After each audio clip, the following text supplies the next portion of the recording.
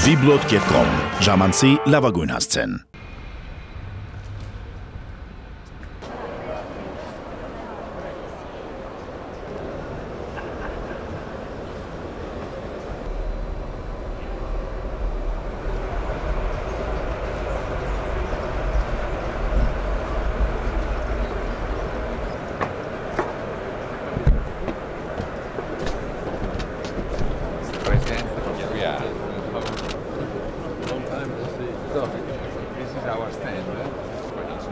The perimeters we find are the more and more heterogeneous and complex, and we have the more and more data to be analyzed.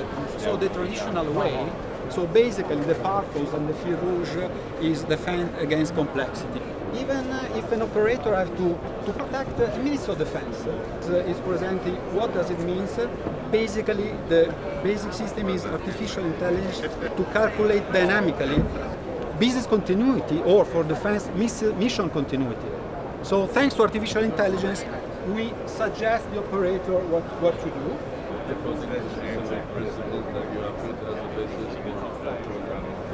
department has attacked the logical network in just 1 view.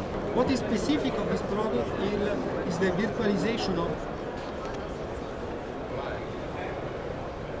Tomorrow you will bring as well the data to be taken. We will defend it. Italiano.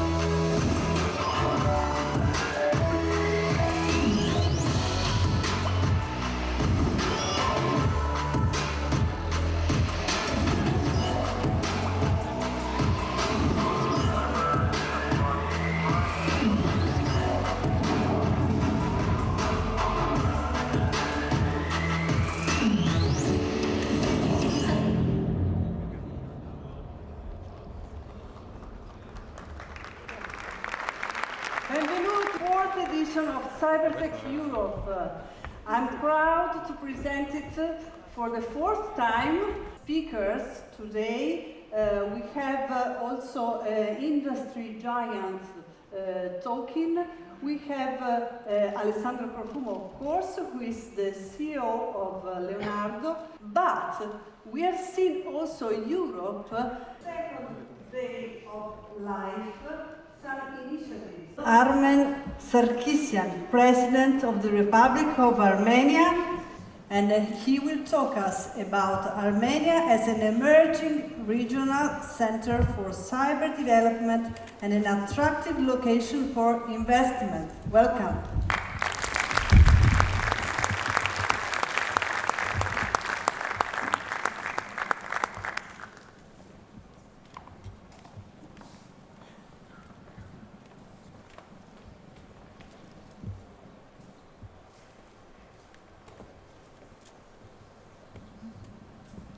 Thank you very much, Barbara.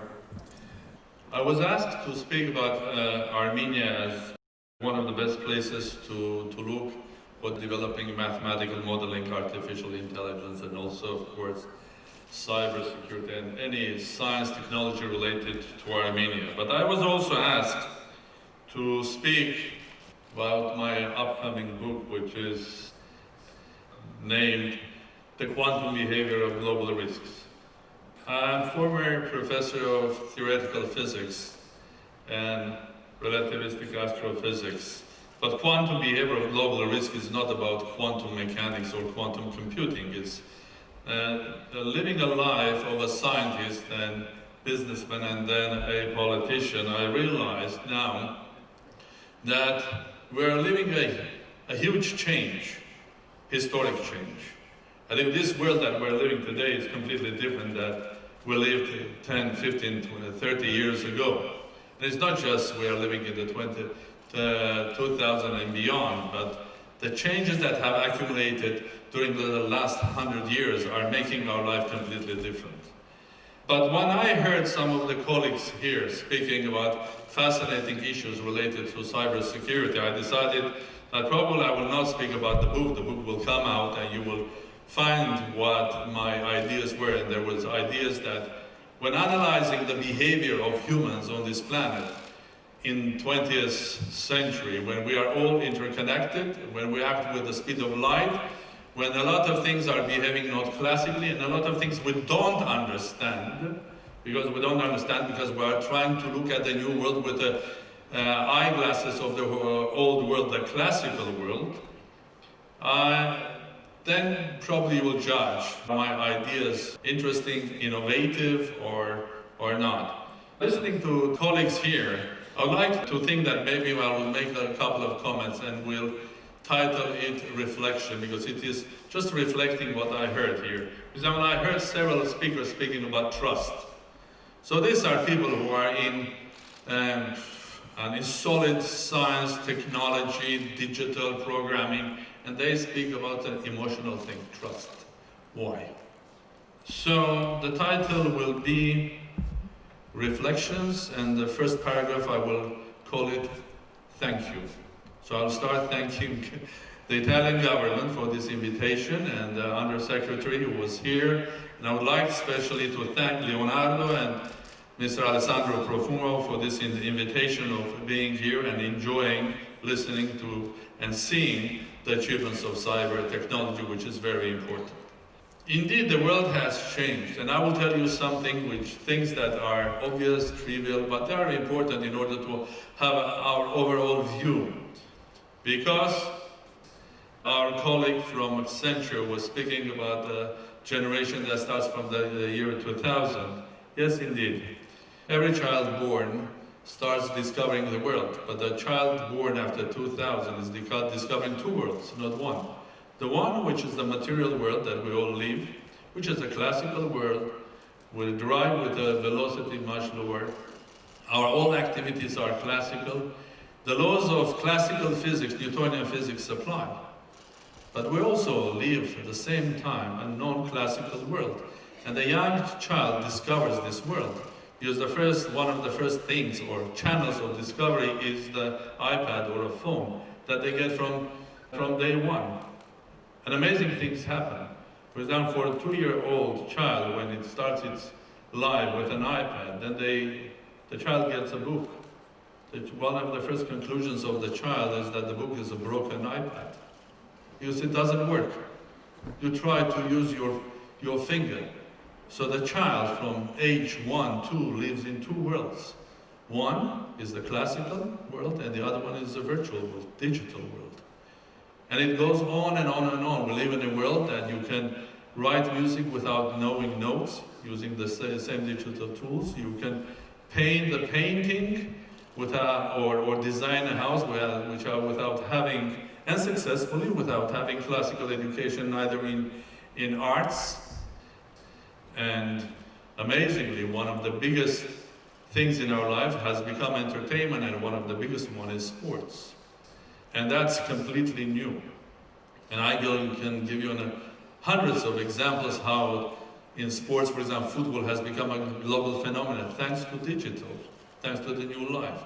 You go to Mongolia or to Chukotka in the north of Russia, you find boys and girls wearing Manchester United and Barcelona, and they watch football, Barcelona against Real Madrid, and they fight each other because of one believes in one and the other one to another one. Or a month ago, Roma, the football club here, signed someone whose name is Henrik Mkhitaryan. He's the captain of the football club of Armenia. Thank you very much. And by signing that, Roma has got several million extra supporters that will support them not only by watching the games of Roma, but buying the shirts and so on and so forth. So Armenia became closer to Italy and closer to Roma because this is a completely different world. And it goes further because the most exciting entertainment is not even football, it's not even Game of Thrones, the most exciting is the one that is interactive, the computer games. Because it's not only you watch, you take participation. And the amazing thing happening now is that worldwide, there are two activities, human activities, that are getting closer, and somehow they are merging. And don't be amazed, because whatever I will tell you, you know already. It's entertainment and politics.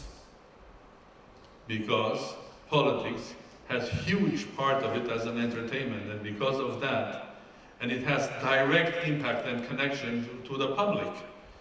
And that's not amazing that we see more and more politicians who are, by their nature being talented, are using the tools of entertainment and communication with the social network very successfully, bypassing traditional institutions, political parties, organizations, and being successful with the public directly.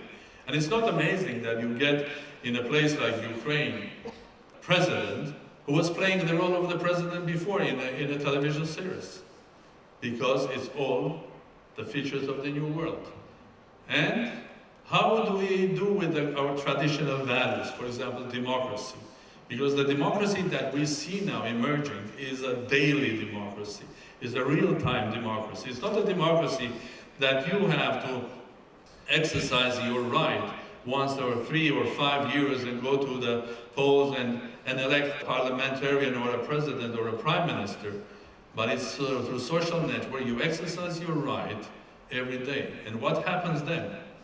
What happens then? That we saw a lot of examples when the classical democracy, which is in the parliaments and organizations, sometimes has a conflict with the real-time one, which is exercised on the Facebook every day.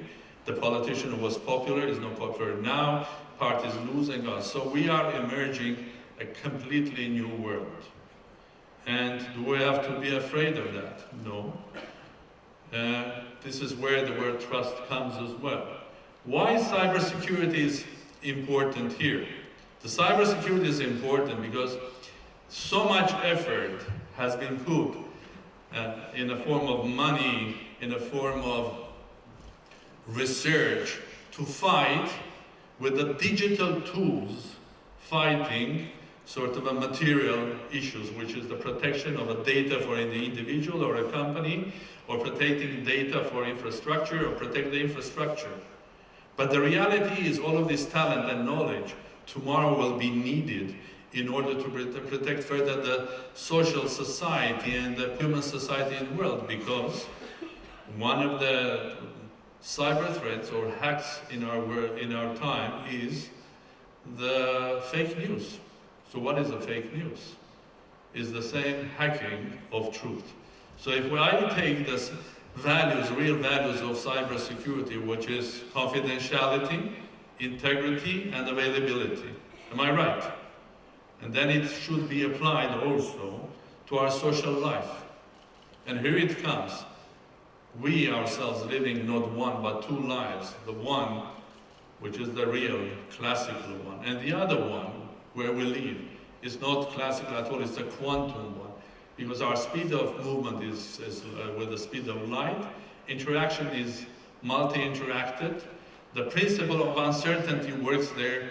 It's a statistical body, and it's in an environment which is not regulated. There are no institutions, there is no United Nations, there's no regulation, and so on and so forth. But we will live, and more we're going to live in a virtual life rather than the material. And of course, the virtual life, in the form of a risk, and a global risk, will have direct impact on our material life as well.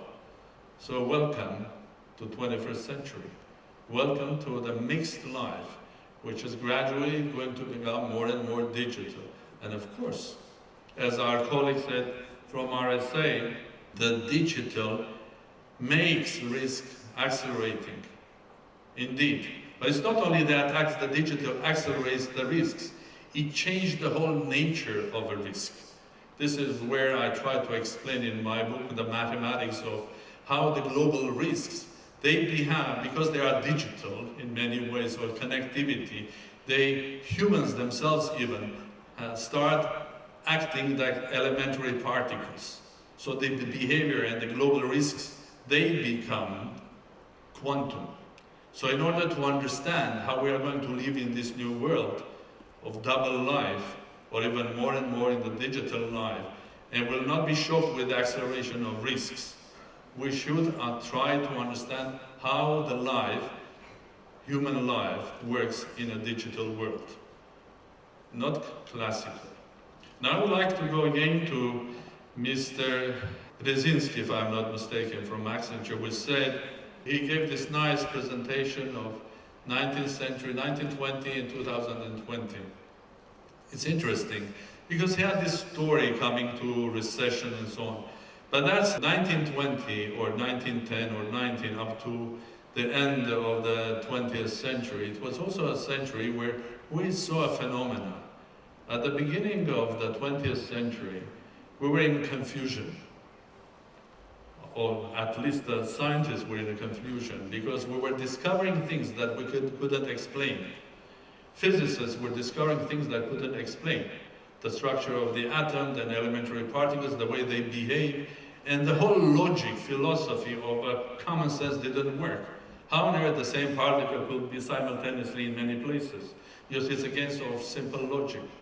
What was happening? The big confusion. Where we are heading? What's happening? And the answer was simple. We have to understand and we have to change ourselves. What happened? We adopted a new philosophy. We adopted a new approach, which was the philosophy and logic of quantum physics. Then it started becoming much more obvious and we started understanding, explaining, and the risks of non-understanding started disappearing. So to conquer risks, we also have to really understand their source, not only on the basis of technological solutions, but the essence, the nature of their source. So, beginning of the 20th century, we had the rise of science because we had a new philosophy of quantum physics. That created everything that we have today. The telephone, the connectivity, the internet, everything. We owe to the revolution that happened 100 years ago. What I'm trying to say, we are on the verge of another revolution of not only scientific discoveries, but of a discovery of our new life that is going not to be classical. It's going to be quantum, because we already live double lives. Now, the second paragraph of my Armenia, I cannot avoid that. Armenia is an example, classical example of 21st century. It's a very old nation, as old as Rome. We are the first Christian state in the world. We have a huge history, but we were always also a global nation. We were traders, trading even early days in medieval ages from China through Samarkand, Bukhara, through Armenia, to Manchester and Lyon and to Rome. I was proud that years ago I was one of the organizers as ambassador to the Holy See, our exhibition which was called Rome, Armenia, 2000 Years of Relations, that we're expecting that old story.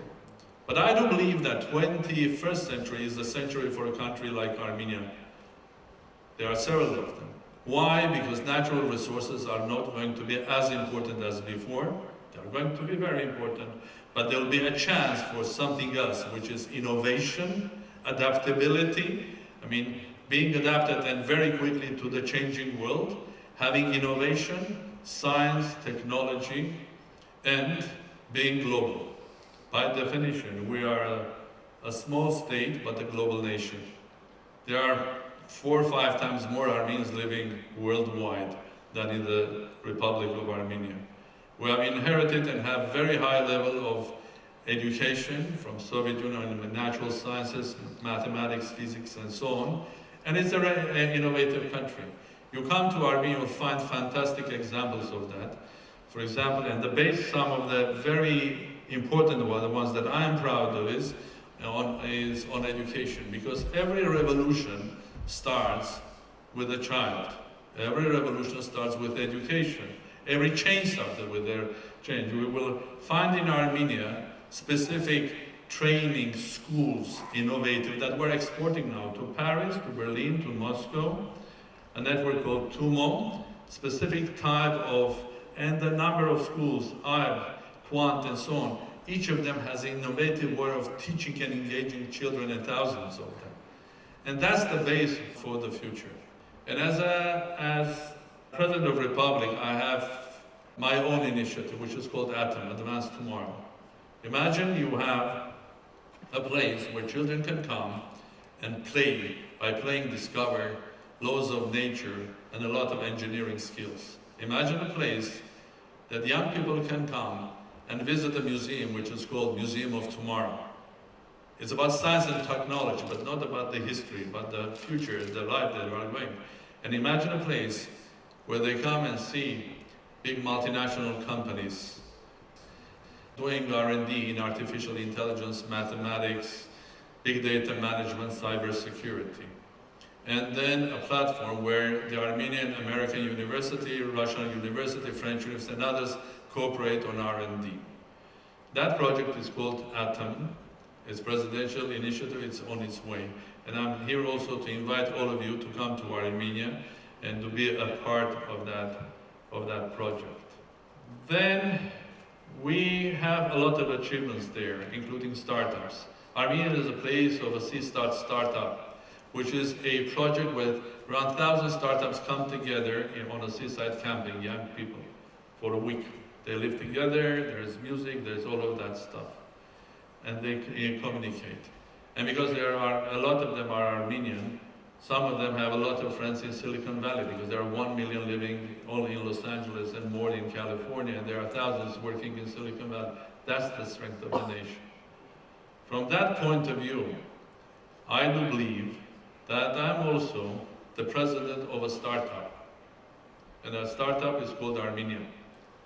A young, but an old nation with a lot of skills and know-how, but at the verge of, and with an ambition to become big, like every startup does. So I'm very proud of being a president of a startup, of a country that would like to become a global player in this new 21st century world. And from that point of view, I would like again to thank this wonderful conference for inviting me to speak. At the end of the year, when my book will come, I'll be very happy to come and discuss that with you about the mathematics of human behavior in 21st century. But in the meantime, I would like to invite all of you to come to Armenia. And I would like to invite the Cybertech to come to Armenia. If Cybertech goes to Africa, it should come to Eurasia as well. And Armenia is the center of Eurasia. We have very close ties with the European Union on the basis of agreement, and we're also a member of the only countries which is also a member of the Eurasia Economic Union. So, by coming to Armenia, which is absolutely a European country and a nation with very nice infrastructure starting from banking and others, and with an ambition of becoming technologically advanced one, I think you will get also full support of the country, government, but personally President as well. So I hope that, not next year, but maybe the next year after, the conference will come to Yerevan. In the meantime, I promise that next year you will have Armenian participants here in a form of different companies. Again, thank you very much. Very nice being here and sharing thoughts with you. And thank you again. Bye-bye.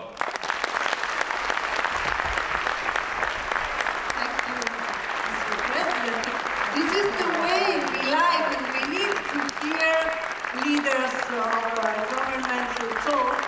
Thank you, Mr. President. Developing technology that enables countries, large organizations that have a lot of regulation and local regulation around security and privacy. So the US, part of them are both speaking many languages, and the bank needs to comply. How can you know what to protect if you don't understand what is the information? If somebody is sending you financial information,